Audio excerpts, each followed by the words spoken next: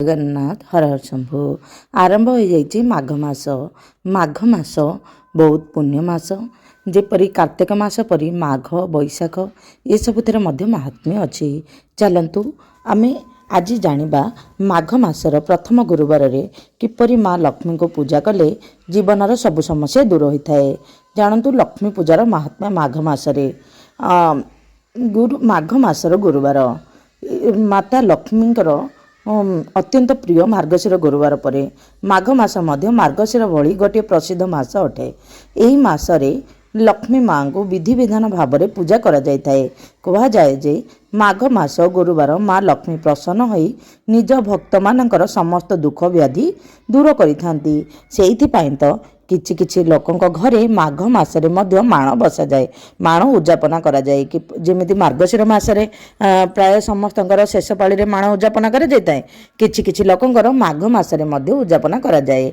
माघ मास होउछि अत्यंत प्रिय मास माँ लक्ष्मींकर मार्गशीर मास परे। सेइथिपाई एही मासरे निश्चित एही गुरुवार दिन निश्चित भावरे आपण माँ लक्ष्मी को पूजा करने को भूलिबे नहीं। किपरि पूजा करिवे तार नीति नियम जदि पूजा करि पारु नाहंती कौन सब उपाय करिवे माने उपवास करि पारु नाहंती जदि निश्चित भाव में आपण माघ मासर गुरुवार रे आमिष भोजन करिवे नाही। प्राय स्त्री लोक माने तो आमिष भोजन करते नहीं किंतु पुरुष लोक माने मध्य जदि आमिष भोजन करिवेनी ताहले बहुत भल रही थाए। जदि पारिबे बिना पियाज रसुण करिवे, जदि न पारिबे पियाज रसुण कले चलिबो किंतु आमिष बारण रही। माघ मासर गुरुवार दिन माता लक्ष्मी को संतुष्ट करने पाई घरर उत्तर दिगरे गोटे कलश स्थापना करी सेथिरे दुब बरकली पत्र देई लक्ष्मी को स्मरण करने द्वारा दुख दारिद्र्य दूर होता है बोली विश्वास अच्छी। तेणु यही दिन रे घरर उत्तर दिग प्रथमे उत्तर दिग बाछि नेबे।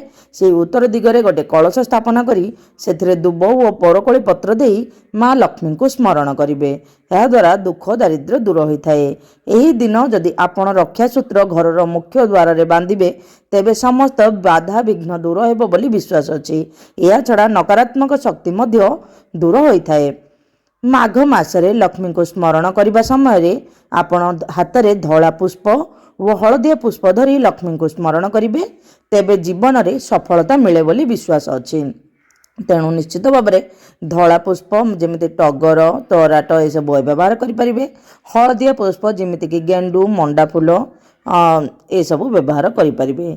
कह जाए जे माघ मास गुरुवार दिन लक्ष्मी को संतुष्ट करने कौन सी मीठा खाद्य प्रस्तुत कर प्रसाद भाव में अर्पण कले बहुत शुभ होता है। जेपरिक देखु आपण खीरी करें, काजू कटली करें, जहाँ भी करें।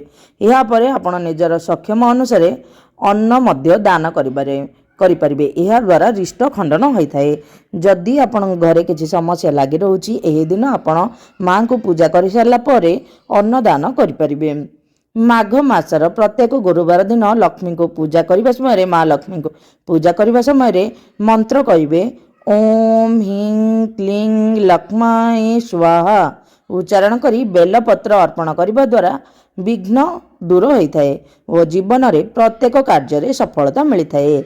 आपण तो जानते बेलपत्र प्रभु महादेव को अत्यंत प्रिय। ता छड़ा माँ लक्ष्मी को मध्य बेलपत्र अर्पण करा जाए।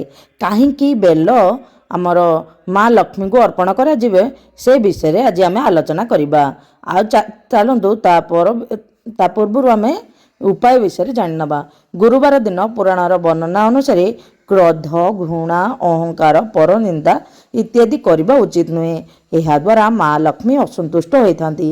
यही दिन गुरुजन आशीर्वाद नेबा आवश्यक जहाँ जीवन में प्रत्येक कार्य सफलता आनी थाए।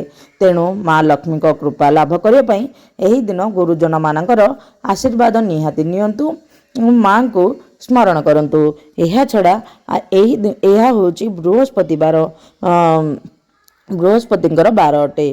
तेणु आपण बृहस्पति भगवान को मध्य बृहस्पति ग्रहराज बृहस्पति को मध्य आपण स्मरण कले सबु प्रकार दुख दारिद्र्य दूर हो जाए बोली विश्वास अच्छी। बृहस्पति होउचंती धन माने जार बृहस्पति दशा थाए तार सब समस्त प्रकार उन्नति होता है।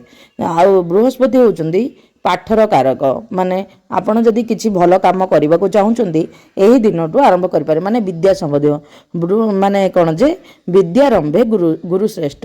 ଏହି ମାଘ ମାସର ଗୁରୁବାର ବିଦ୍ୟାରମ୍ଭ ପାଇଁ ପ୍ରକୃତ ଶ୍ରେଷ୍ଠ। ଆପଣ ଯଦି କିଛି ପାଠ୍ୟଜନିତ ମାନେ କିଛି କରିବାକୁ ଚାହୁଁଛନ୍ତି, ମାନେ ଇନଷ୍ଟିଟ୍ୟୁଟ୍ ଷ୍ଟାର୍ଟ କରିବାକୁ ଚାହୁଁଛନ୍ତି, କିଛି ନୂଆ ବ୍ୟାଚ୍ ନହେଲେ ଆପଣ ନିଜର କେରିୟର ପାଇଁ କିଛି ନୂଆ ଏକ୍ଜାମ ପାଇଁ ପଢ଼ାଇ ଷ୍ଟାର୍ଟ କରିବାକୁ ଚାହୁଁଛନ୍ତି, ଏହି ଦିନଠୁ ମାଙ୍କର ଆଶୀର୍ବାଦ ନେଇ ଆପଣ ନିଶ୍ଚିତ ଭାବରେ ଆରମ୍ଭ କରିପାରିବେ।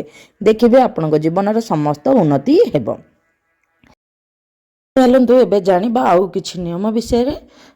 ଏହି ମାଘ ମାସରେ ଏଇଟା ସବୁ ଗୁରୁବାର ପାଇଁ ଆପ୍ଲିକେବୁଲ୍ ଅଛି, କିନ୍ତୁ ମାଘ ମାସରେ ଆପଣ ଏ ଭୁଲ ନିଶ୍ଚିତ ଭାବରେ କରିବେ ନାହିଁ। ଦେଖନ୍ତୁ ଆପଣଙ୍କର ଏସବୁ କଲେ ମାଙ୍କର ଆଶୀର୍ବାଦ ନିଶ୍ଚିତ ଭାବରେ ରହିବ। ବାସ୍ତୁଶାସ୍ତ୍ରରେ ହିନ୍ଦୁ ଧର୍ମର ଅନେକ ମହତ୍ତ୍ୱ ରହିଛି। ଅନେକ ସମୟରେ ଏଭଳି ଦେଖିବାକୁ ମିଳିଥାଏ ଯେ ଯେତେ ରୋଜଗାର କଲେ ମଧ୍ୟ ପଇସା ସବୁବେଳେ ନିଅଣ୍ଟେ ହୋଇଯାଇଥାଏ।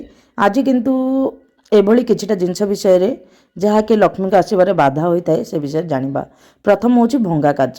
ବାସ୍ତୁଶାସ୍ତ୍ର ଅନୁସାରେ ଭଙ୍ଗା ଦର୍ପଣ କିମ୍ବା ଅନ୍ୟାନ୍ୟ କାଚ ଜିନିଷ ଗୁରୁବାରରେ ଦେଖିବା ଉଚିତ ନୁହେଁ। ଏହା ଦ୍ୱାରା ଘରେ ମଧ୍ୟ ନକାରାତ୍ମକ ଉର୍ଜା ଦେଖାଯାଇଥାଏ। ଗୁରୁବାରରେ କଦାପି ଭଙ୍ଗା କାଚ ଦେଖିବା ଉଚିତ ନୁହେଁ, କେବେ ମଧ୍ୟ ଘରେ ରଖିବା ଉଚିତ ନୁହେଁ। ଯଦି ଭଙ୍ଗା କାଚ ଅଛି ଆପଣ ନିଶ୍ଚିତ ଭାବରେ ସେଇଟାକୁ ଅତ୍ୟନ୍ତ ଡଷ୍ଟବିନ୍ରେ ପକାଇ ଦିଅନ୍ତୁ, ବାହାରେ ରଖିଦିଅନ୍ତୁ। ତାପରେ ମାଗଣାରେ ମିଳିଥିବା ଜିନିଷ, ଅଳଙ୍କାର, ଇଲେକ୍ଟ୍ରୋନିକ୍ ଜିନିଷ, ଶୃଙ୍ଗାର ସାମଗ୍ରୀ, ପର୍ସ ଅନେକ ସମୟରେ ଗିଫ୍ଟ ଭାବରେ ଆମକୁ ମିଳିଥାଏ। ଏଭଳି ଜିନିଷକୁ ଘର ଲକର କିମ୍ବା ପର୍ସରେ ରଖନ୍ତୁ ନାହିଁ। ଯାହା ମାଗଣାରେ ମିଳିଛି ସେସବୁକୁ ଆମେ ଲକର କିମ୍ବା ପର୍ସରେ ରଖିବା ଉଚିତ ନୁହେଁ।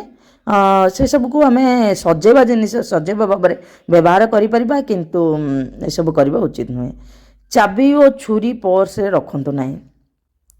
ପର୍ସରେ ଚାବି ଓ ଛୁରୀ ରଖିବା ବାସ୍ତୁଶାସ୍ତ୍ର ଅନୁସାରେ ଅଶୁଭ ଅଟେ। ଏହା ଧନ ପାଇଁ ଅସୁରକ୍ଷିତ ଅଟେ। ତେଣୁ ଅଦରକାରୀ ଚାବି କଦାପି ଘରେ କିମ୍ବା ପର୍ସରେ ରଖିବା ଠିକ୍ ନୁହେଁ। ଆପଣ ଅଲଗା ଜାଗାରେ ରଖିପାରିବେ ଚାବି, ଯେଉଁଠି ପଇସା ରଖୁଛନ୍ତି ସେ ଜାଗାରେ ରଖିବେନି। ଦେଖନ୍ତୁ ପର୍ସରେ ପଇସା ଯେଉଁ ଜାଗାରେ ଅଛି ସେ ଜାଗାରେ ଲୁହା ଜିନିଷ ରଖିବା ଉଚିତ ନୁହେଁ, ତେଣୁ ସେ ପାଖରେ ରଖିବେନି, ଅଲଗା ଜାଗାରେ ରଖିବେ। କଳା ରଙ୍ଗର ପୋଷାକ, ଗୁରୁବାର ଦିନ କଳା ରଙ୍ଗର ପୋଷାକ କଦାପି ପିନ୍ଧିବା ଉଚିତ ନୁହେଁ। ଏହାଦ୍ୱାରା ମାତା ଲକ୍ଷ୍ମୀ ଅସନ୍ତୁଷ୍ଟ ହୋଇଥାନ୍ତି ବୋଲି ବିଶ୍ୱାସ ଅଛି। ଏହା ଗୁରୁବାରରେ ପିନ୍ଧିବା ଦ୍ୱାରା ଜୀବନରେ ନକାରାତ୍ମକ ପ୍ରଭାବ ପକାଇଥାଏ। ଏହାଛଡ଼ା ଆର୍ଥିକ ପ୍ରଭାବ ମଧ୍ୟ ଜୀବନ ଉପରେ ପଡ଼ିଥାଏ। ତେଣୁ ଆପଣ କଳା ରଙ୍ଗର ପୋଷାକ ଆପଣ ଏଭଏଡ଼ କରିବେ ଗୁରୁବାର ଦିନ। ଆଉ ଗୁରୁବାର ଦିନ ଯେତେ ଶୀଘ୍ର ପାରିବେ ମାନେ ସାତ୍ୱିକ ଜୀବନଯାପନ କରିବେ, ବ୍ରହ୍ମଚର୍ଯ୍ୟ ପାଳନ କରିବେ ଓ ପ୍ରଭୁ ବିଷ୍ଣୁଙ୍କୁ ଦିନଟି ସମର୍ପିତ କରିବେ। ଲକ୍ଷ୍ମୀନାରାୟଣଙ୍କୁ ପୂଜା କରିବାରେ ସମର୍ପଣ କରିବେ। କିଛି ନ ହୋଇପାରିଲେ ଆପଣ ଜପ ବି କରିପାରିବେ। ଆପଣ ଯଦି ବାହାରେ ରହୁଛନ୍ତି, ପୂଜା କରିପାରୁନାହାନ୍ତି, ତ କ'ଣ କରିପାରିବେ, ଆପଣ ଶୁଦ୍ଧପୂତ ହୋଇକି ଗାଧୋଇ ସାରିଲା ପରେ ଆପଣଙ୍କର ଜପମାଳ ନେବେ। ଜପମାଳ ନେଇକି ଭଗବାନଙ୍କ ନାମକୁ ଜପ କରିବେ। ଯଦି ଯଦି ଜପମାଳ ଆପଣଙ୍କ ପାଖରେ ନାହିଁ, ଆପଣ ହାତ ସାହାଯ୍ୟରେ, ହାତର ଅଙ୍ଗୁଷ୍ଠି ସାହାଯ୍ୟରେ ଆପଣ ଜପ କରିପାରିବେ। ଏହା ହେଉଛି ପ୍ରକୃତ ପୂଜା। ଆଉ କିଛି ଲୋକଙ୍କୁ ସାହାଯ୍ୟ କରିଦେବେ। ଦେଖିବେ ଯିଏ କେବେ ବି କାହାକୁ ପଇସା ସାହାଯ୍ୟ କରିବେ ନାହିଁ। ଖାଦ୍ୟ ଏସବୁ ସାହାଯ୍ୟ କଲେ ବହୁତ ଭଲ ହୋଇଥାଏ। ଆପଣଙ୍କୁ ଯଦି ଏହି ତଥ୍ୟ ଭଲ ଲାଗୁଛି ନିଶ୍ଚିତ ଭାବେ ଲାଇକ୍, ସେୟାର ଆଣ୍ଡ ସବସ୍କ୍ରାଇବ୍ କରିଦେବେ। କମେଣ୍ଟରେ ଜୟ ଶ୍ରୀ ଜଗନ୍ନାଥ କହିଦେବେ। ଜୟ ମା ଲକ୍ଷ୍ମୀଙ୍କର ଜୟ ହେଉ। ଦେଖନ୍ତୁ ଏହି ମାଘ ମାସ ଗୁରୁବାରରେ ଏହି ନିୟମ ନିଶ୍ଚିତ ଭାବେ ପାଳନ କରନ୍ତୁ। ଦେଖନ୍ତୁ ଆପଣଙ୍କ ଜୀବନର ସମସ୍ତ ସମସ୍ୟା ଦୂର ହୋଇଯିବ। ଜୟ ଶ୍ରୀ ଜଗନ୍ନାଥ। ହର ହର ଶମ୍ଭୁ।